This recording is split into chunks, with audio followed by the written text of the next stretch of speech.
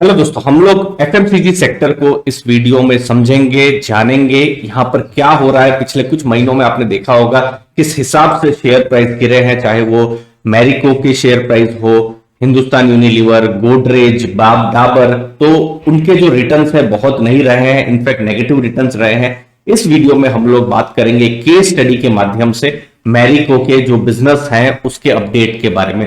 लेकिन सबसे पहले समझते हैं एफएमसीजी सेक्टर में कोर कहां पर प्रॉब्लम हो रही है। देखिए, जब हम एफएमसीजी की बात करते हैं तो फुल फॉर्म है फास्ट मूविंग कंज्यूमर गुड्स। जो प्रोडक्ट हम ऑलमोस्ट हर दिन यूज करते हैं, जैसे साबुन, शैम्पू, तेल, तो ये सब चीजें हमेशा यूज होती है। पर्सनल केयर की चीजें हैं, फिर ऑयल है, चाहे वो हेयर ऑयल हो या फिर खाना बनाने वाला ऑयल हो, तो ये सब जरूरी चीजें हैं। अब हुआ क्या है, जनवरी और फरवरी में, ठीक है, बहुत ही रिसेंट में गए हैं, तो वहां पर एफएमसीजी के जो वॉल्यूम्स है वो घट गए हैं। तो ये इंडस्ट्री में ही हो रहा है, ये सिर्फ ऐसा नहीं है मैरिको में हो रहा है, ये पूरी इंडस्ट्री में ऐसा हो रहा है। चाहे वो एचयूएल दूसरी कंपनी, एचयूएल, गोदरेज, हर जगह आपको देखने को मिलेगा। कुछ रीजंस हैं, जैसे रूरल सेंटिमेंट थोड़े से वीक रहे हैं। रूरल इंडिया, क्योंकि कंजम्पशन तो वहां भी हो रहा है, बड़ी एक आबादी भारत की वहां पर है, लेकिन रूरल इंडिया उस हिसाब से खर्चा नहीं कर रहा है, वहां पर वीक सेंटिमेंट्स है। और दूसरी चीजें हैं ग्लोबल कमोडिटी इन्फ्लेशन, वो चीज है ही, हम सुनते ही रहते हैं। एफएमसीजी के आप प्रोडक्ट्स आप देख सकते हैं इंपॉर्टेंट, जैसे क्रूड डेरिवेटिव्स हैं, उनके प्राइस बढ़े हैं, प्लास्टिक्स के प्राइसेस बढ़े हैं, उसके अलावा फ्रीट मतलब जो शिपिंग है, शिपिंग के प्राइसेस बढ़े हैं।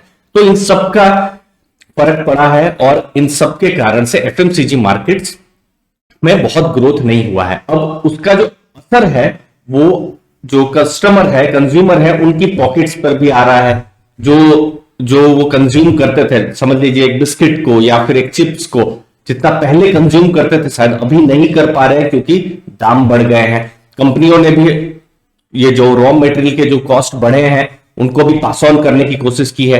तो समझ लीजिए कोई चीज 10 की थी तो वो 15 की हो गई है, या फिर समझ लीजिए 10 रुपए में वो 100 ग्राम मिलती थी तो अब वो 10 रुपए में समझ लीजिए 60-70 ग्राम मिल रही है।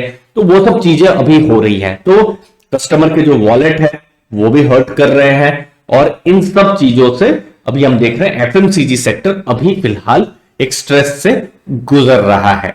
अब इसमें आप अपने से भी रिसर्च कर सकते हैं, और आप जब अपने से रिसर्च करते हैं तो आप इसको स्कटलबट का नाम कह सकते हैं। स्कटलबट का मतलब क्या होता है कि आप खुद से जो आपसे जो हो सके, क्योंकि देखिए आपके पास बड़े बड़े जो रिसर्च है वो सबके डेटा शायद आपके पास ना हो, लेकिन आप फिर भी बहुत अच्छा कर सकते हैं। कैसे? आप अपना खुद का घर का जो पैटर्न है वहां देख सकते हैं, आप अपने फ्रेंड्स हैं, अपने कलीग्स हैं, वहां पर भी चेक कर सकते हैं कि वहां पर क्या हो रहा है। या आसपास जो समझ लीजिए किराना की दुकान है या कोई भी पान दुकान है, वहां पर भी आप देख सकते हैं कि क्या पैटर्न हो रहा है। तो ये सब रिसर्च अपने से भी इन्वेस्टर्स जो है, एक मैं कहूंगा एक नॉर्मल इन्वेस्टर, एक आम इन्वेस्टर, वो भी स्टडी कर सकता है। और ये सब जो रिसर्च वाली जो चीजें हैं, इस पर एक फ्री का भी कोर्स मैंने बताया हुआ है, जो प्रैक्टिकल अप्रोच टू इन्वेस्टिंग पर है। क्वांटिटेटिव और क्वालिटेटिव डेटा को लेकर कैसे आप स्टॉक सिलेक्ट कर सकते हैं, बिगिनर्स अगर आप हैं तो वो जो फ्री कोर्स है वो भी आप देख सकते हैं फिनग्रेड एकेडमी में, और मैंने उसकी जो लिंक है वो मैंने नीचे दी हुई है। अब मैरिको के बारे में स्पेशली हम बात करते हैं, तो देखिए मैरिको ने अपना गाइडेंस जारी किया है। उन्होंने कहा है कि रेवेन्यू ग्रोथ जो रहेगा लो सिंगल डिजिट्स में रहेगा। मतलब लो सिंगल डिजिट का मतलब है लगभग 4-5-6% के आसपास उनका रेवेन्यू ग्रोथ रहेगा। मतलब पिछले साल से ऊपर रेवेन्यू तो है ही, लेकिन बहुत ज्यादा ग्रोथ नहीं हुआ है। दूसरी चीज है वॉल्यूम्स जो है मार्जिनली पॉजिटिव है, मतलब जितना सामान उन्होंने बेचा था पिछले साल, इस साल भी उतना ही बेचा है या उससे थोड़ा सा ज्यादा बेचा है। और तीसरी चीज उन्होंने कहा है कि जो कंसोलिडेटेड रेवेन्यू है, तो रेवेन्यू को मिला दिया जाए तो वो हाई सिंगल डिजिट मतलब 7-8-9% के आसपास है। बिजनेस में अगर आप देखेंगे मैरिको का, जो हमने इनपुट कॉस्ट के बारे में पहले बात की थी, तो उनके लिए जैसे मैरिको का मेन प्रोडक्ट जैसे समझ लीजिए पैराशूट है, तो पैराशूट है तो जैसे कोपरा है, कोपरा में थोड़ा बहुत प्राइस इंक्रीज हुआ है। उसके अलावा जो दूसरे भी प्रोडक्ट्स हैं, या फिर आप पैराशूट की बात करें तो एडिबल ऑयल्स, फिर क्रूड, यहां पर बहुत बड़ा हाइक हुआ है। क्रूड आप देख सकते हैं, यूक्रेन जब रशिया इशू हुआ था $120-130 तक चला गया था, अभी चलिए $100 से नीचे है, लेकिन बहुत हाई लेवल पर क्रूड है। और इनफैक्ट अब तो पेट्रोल के भी दाम बढ़ रहे हैं, तो उसके कारण से क्या हुआ है कि जो फ्रीट है, ट्रांसपोर्टेशन है, उसके भी कॉस्ट बढ़ने शुरू हो गए। तो ये सब चीजों का असर इनके बिजनेस पर भी पड़ा है। तो कंपनी ने क्या किया है, थोड़ा बहुत प्राइस इंक्रीज किया हुआ है। लेकिन देखिए, बहुत ज्यादा भी प्राइस इंक्रीज करेंगे तो अभी तो कस्टमर की ऑलरेडी वॉलेट थोड़ी सी हल्की हो रही है, तो वो भी एक प्रॉब्लम है। तो जो मार्जिन जो है इफेक्ट करेंगे, बहुत ज्यादा प्राइस इंक्रीज होगा तो शायद वॉल्यूम्स उतने ना बढ़े, तो उस हिसाब से कंपनियों को भी सोचना पड़ता है। तो उनका एक्सपेक्टेशन है कि ग्रोथ होगा, लेकिन प्रॉफिट्स का मार्जिनल ग्रोथ होगा। अब यहां पर इन्वेस्टर्स दो तरीके से सोच सकते हैं। पहले चीज है कि प्रॉब्लम है और जब तक प्रॉब्लम ठीक होती है उतना का वेट किया जाए।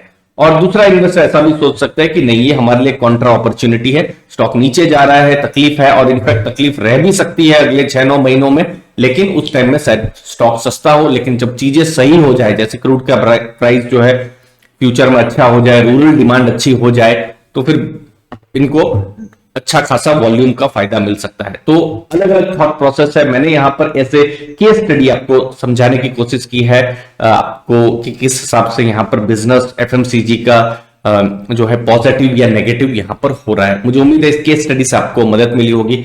आप जो फ्री कोर्स है उसको भी आप एक्सप्लोर कर सकते हैं, डिस्क्रिप्शन में मैंने उसकी भी लिंक दी हुई है। धन्यवाद आपके इस समय के लिए। थैंक यू वेरी मच दोस्तों, धन्यवाद।